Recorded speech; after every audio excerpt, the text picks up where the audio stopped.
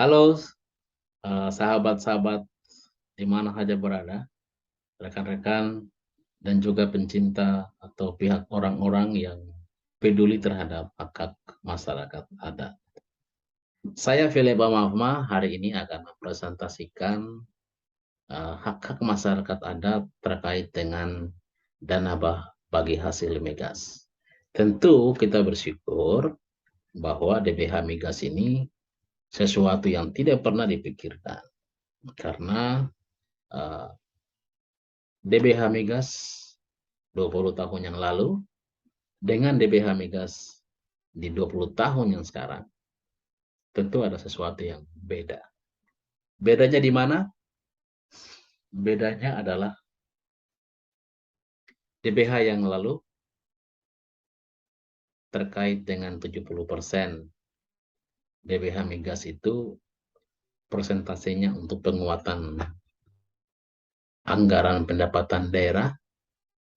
Kalau DBH migas periode Undang-Undang Otsus yang terbaru, Undang Nomor 2 tahun 2001, selain penguatan ekonomi daerah, pendapatan daerah, tapi yang paling spesial adalah dialokasikan 10% sumber pendapatan DBH migas bagi masyarakat adat Papua. Khususnya masyarakat adat yang ada di wilayah tersebut dan juga yang terkena dampak daripada operasinya investasi atau berada pada wilayah operasi atau kawasan industri di mana investasi migas itu melaksanakan operasional. Mari kita ikuti persentase saya. Mudah-mudahan dapat bermanfaat bagi publik, tapi juga bagi kita sekalian untuk mengadvokasi hak-hak masyarakat adat Papua. Mari kita ikuti.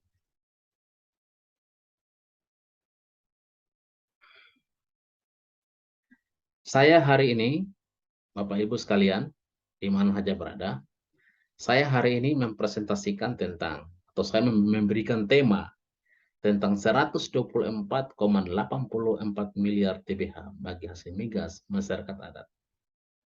Tentu pasti banyak orang bertanya-tanya, kok ada, kok bagaimana, kok Pak Senator bisa tahu tentang angka 124,84 miliar DBH migas bagi masyarakat adat. Sebagaimana pengantar saya tadi, ya, maka presentasi ini saya akan menjelaskan secara real, transparan, sebagai dokumen bagi kita sekalian untuk mengadvokasi hak-hak masyarakat adat. Sahabat-sahabat dan saudara-saudara sekalian di mana saja berada, apabila kita lakukan perhitungan besaran DBH migas, dihitung berdasarkan alokasi sesuai dengan penerimaan daerah di Papua dan Papua Barat.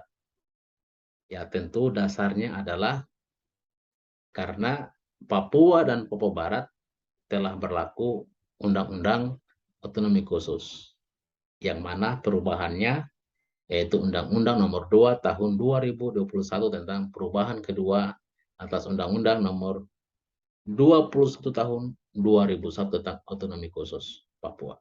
Efek daripada perubahan itu ada dampak yang signifikan. Itu kata kuncinya.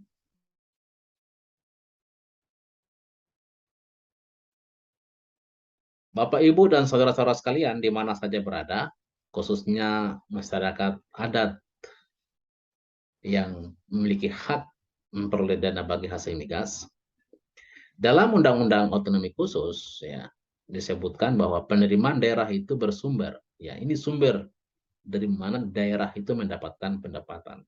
Ya, tentu kita tahu bahwa daerah itu memiliki pendapatan asli daerah selain pajak juga dari sumber-sumber yang lain, termasuk sumber daya alam.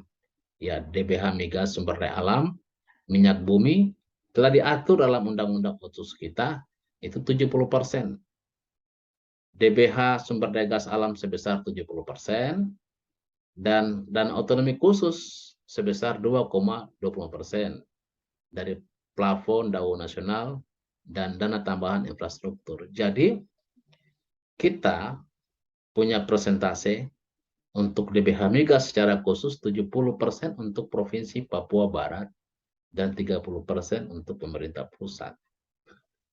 Oke, kita juga mendapatkan dana DBH minyak bumi. Ya, jadi kalau di Bintuni itu sumber daya alam gas, kita mendapatkan 70%. Sementara minyak bumi seperti di Sorong, ya, minyak bumi juga mendapatkan 70%.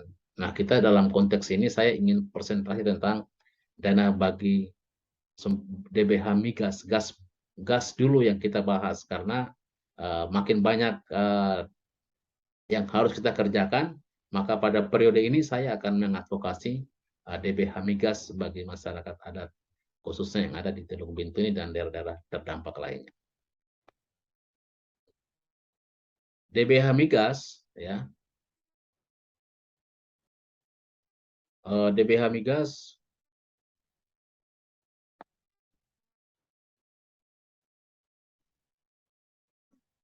DBH migas versi Undang-Undang nomor 21 tahun 2021.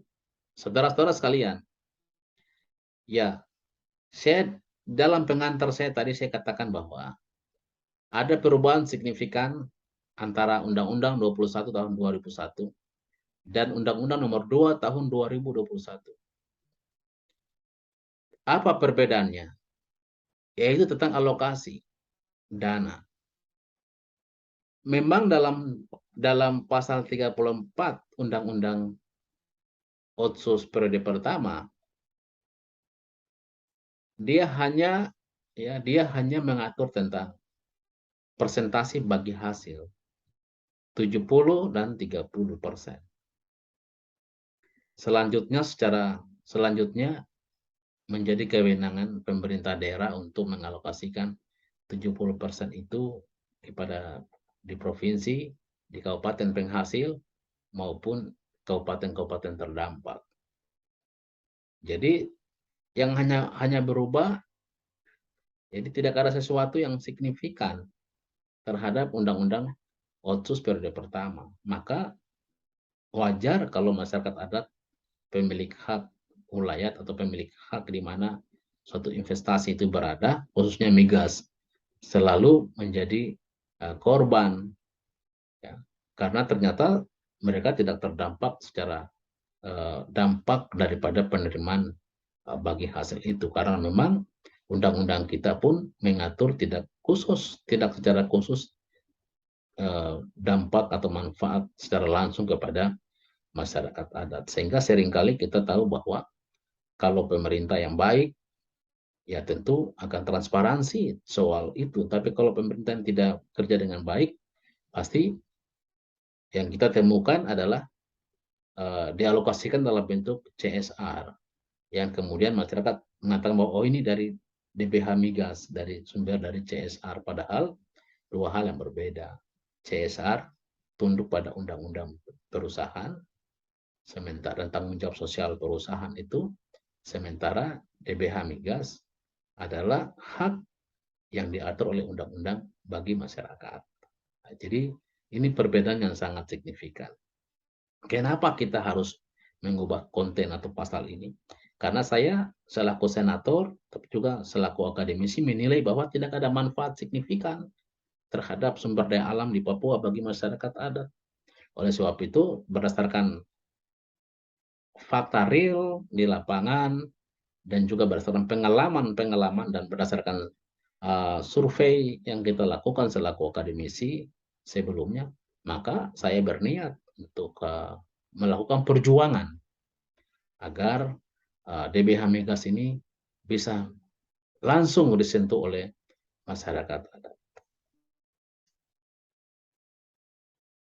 Dari hasil advokasi dan sebagai ketua tim pembahasan RUU Otsus Papua periode kedua, maka saya bersyukur karena setelah negosiasi yang begitu panjang antara saya selaku ketua tim dan tim DPR, kita bersama-sama dengan Kementerian Keuangan, kementerian terkait untuk sepakati tentang berapa besaran atau pembagian DBH migas periode kedua. Tentu ya dalam pasal 36 dalam perubahannya kita melihat bersama-sama bahwa ternyata ketika kita mendesak pemerintah khususnya Kementerian Keuangan, maka ditambahlah pasal tentang distribusi atau pembagian hasil 10% untuk masyarakat adat. Nah, diprioritaskan untuk masyarakat adat. Ini yang saya sebutkan bahwa hari ini masyarakat adat tidak berjuang dengan sesuatu yang tidak pasti. Tetapi hari ini hukum atau undang-undang memberikan jaminan kepada masyarakat adat bahwa inilah hak masyarakat dan kewajiban pemerintah untuk mendistribusikan hak itu kepada pemilik, kepada yang berhak memperoleh dana bagi hasil itu. Jadi sekali saya ingatkan bahwa perubahan undang-undang atau penambahan 10% bagi hasil bagi masyarakat adat bukanlah aspirasi dari kabupaten, bukanlah aspirasi dari provinsi. Tetapi 10% DBH migas itu adalah muncul daripada pembahasan kita ketika kita ingin memutuskan tentang DBH migas, maka saya mengusulkan untuk 10% itu diberikan kepada masyarakat adat, diambil atau dikurangi dari DBH migas untuk pendidikan yang tadinya kita usahakan untuk 40%, karena terlalu tinggi 40%, maka dikurangi 10% itu untuk masyarakat adat. Jadi kita punya hak yang jelas, yaitu Undang-Undang Otsus telah memberikan hak kepada kita, yaitu 10% DBH migas untuk masyarakat adat.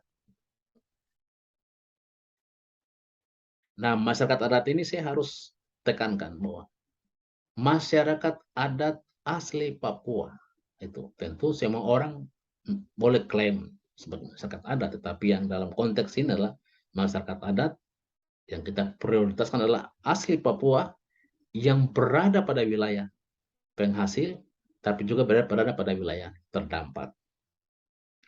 Bapak Ibu saudara-saudara sekalian, adapun skema penyaluran bantuan bagi hasil migas sebenarnya sudah jelas kita atur dalam perubahan undang-undang ini.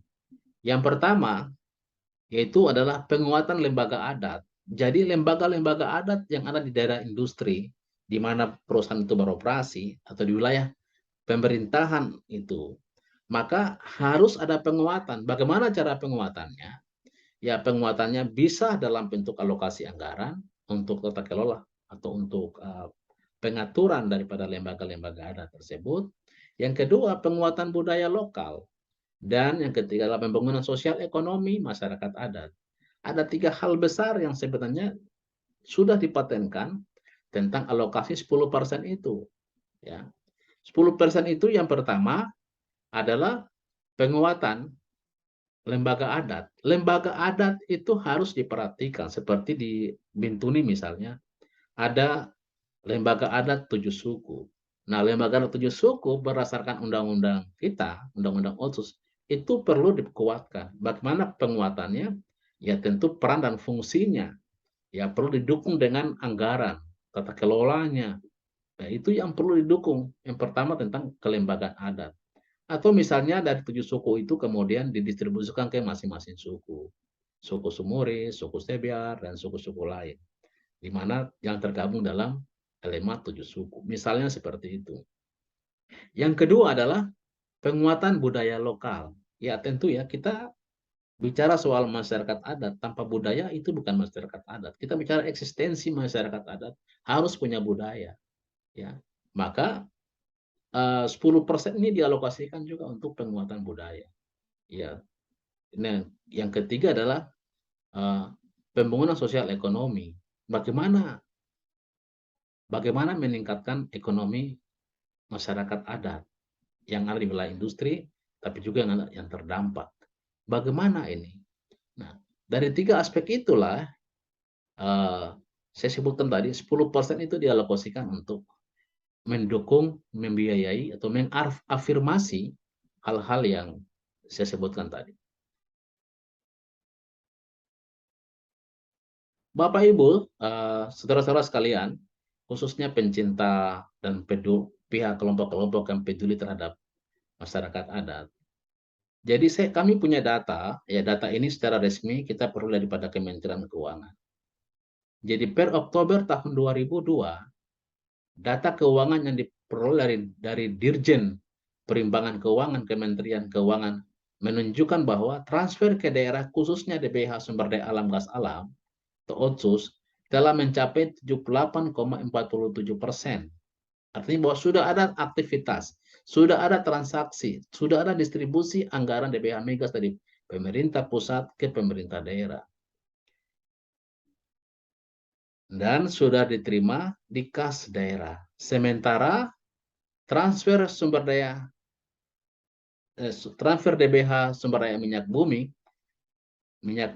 ini mengalami kenaikan dari APBD Indo Papua Barat tahun 2002 sebesar 173,75%. Ini jadi ada kenaikan signifikan dari tadi khususnya DBH dana bagi hasil sumber daya minyak bumi. Oke, kita fokus saja ke sumber daya atau DBH migas.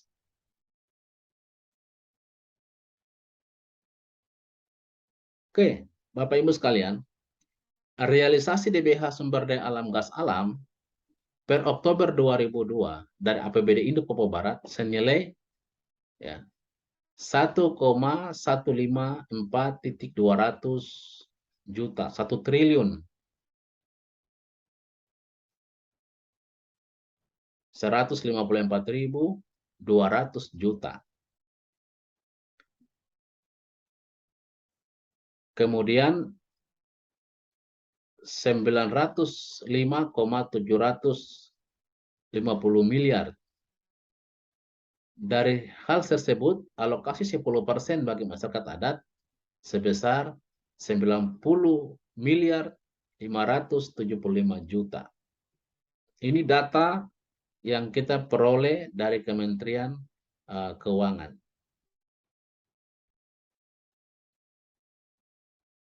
Sedangkan realisasi DBH sumber daya minyak bumi ya per Oktober 2022 ya ini data-datanya silakan Bapak Ibu bisa lihat atau bisa baca lebih detail ya.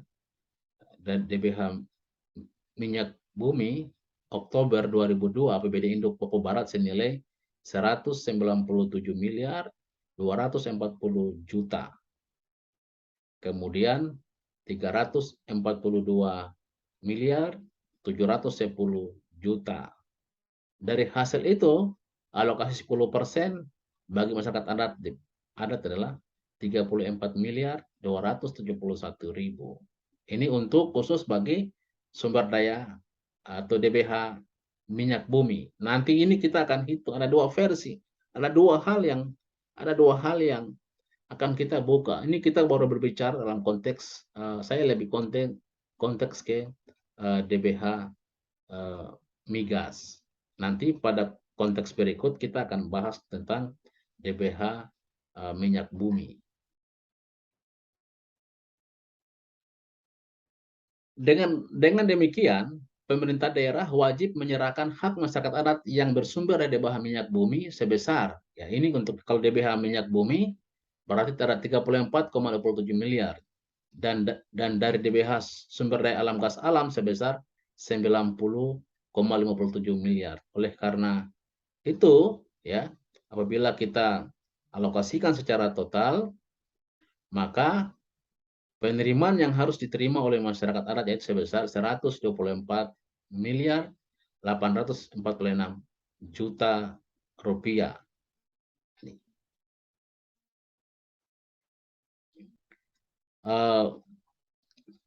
Bapak Ibu, saudara-saudara sekalian, itu beberapa hal ya, beberapa hal yang saya coba presentasikan untuk kita semua.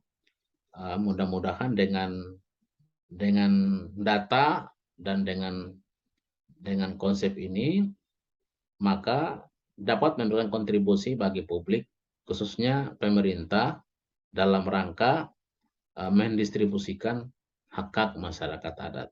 Hak-hak masyarakat adat yang kita maksud ini adalah terkait dengan DBH migas dan terkait juga dengan DBH minyak bumi. Nah, nanti secara rinci pada episode berikut kita akan bahas secara rinci tentang DBH migas totalnya dan DBH minyak bumi totalnya. Supaya jangan kita dibohongi, apalagi masyarakat adat yang memiliki julukan atau persepsi tentang masyarakat yang tradisional, tertinggal, terbelakang, ya. Ini jangan sampai image seperti itu membuat kita untuk tidak memperjuangkan hak-hak kita. Mari, saya Philip Omafma, Senator Papua Barat, yakin dan percaya pemerintah memiliki niat yang baik untuk menyelesaikan hak-hak masyarakat adat. Walaupun pemerintah sampai saat ini belum merealisasi, kita dorong terus agar sesegera mungkin direalisasi, khususnya DBH untuk bagi hasil bagi masyarakat adat. Saya Senator Papua Barat bersama-sama dengan masyarakat adat Papua, khususnya di Papua Barat, memperjuangkan hak-hak kalian semua. Semoga Tuhan, pemilik tanah Papua, memberikan kepada kita kemampuan, memelihara kita, dan menjaga kita untuk memperjuangkan hak-hak kita. Semoga dengan DBH migas dapat direalisasi bagi masyarakat adat, maka kesejahteraan akan dipenuhi oleh masyarakat adat, peningkatan kualitas hidup makin baik, dan kualitas mutu masyarakat adat semakin tinggi, maka suatu saat masyarakat adat akan menjadi tuan dan nyonya di negerinya sendiri. Tapi ingat satu hal, marilah gunakanlah berkat itu untuk memuliakan Tuhan. Semoga Tuhan memberkati dan menyertai kita sekalian. Shalom.